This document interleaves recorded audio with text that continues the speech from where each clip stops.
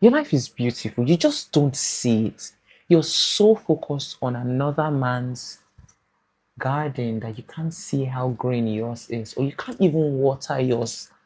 You cannot even, take out the can to water yours. You're so focused on how green Mr. A's land is like. Your life is truly beautiful, but if you never stop to see it, you will be so focused on that person that has made it a point of duty to work on themselves, stop to see their beautiful life, refine it, be grateful, and you start to see yourself as if you're very miserable. Your life is truly beautiful. And I say this because I say this to myself all the time. I am one person that just because I don't want to be proud, I tend not to give myself credit for some things or even like tell myself, oh, good job, Anita.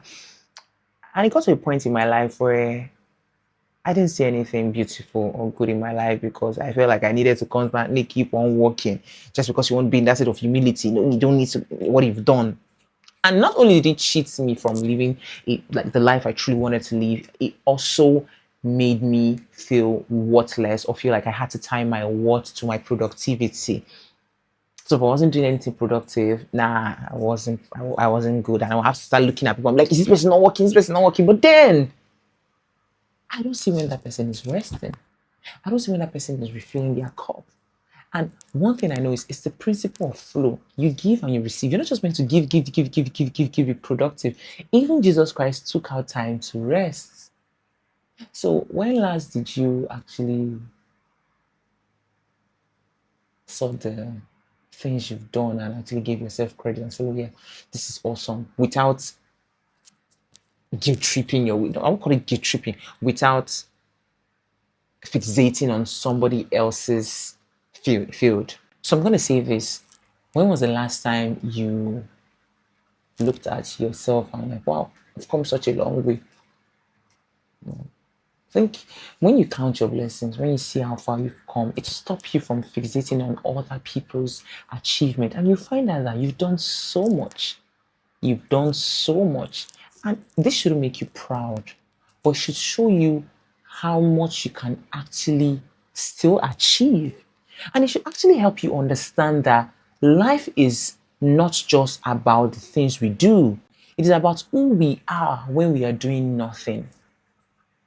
What is your identity when there is no work tied to it? What is your identity when there is no comparison tied to it? Because most times, the reason why we do a lot of things are actually very biased.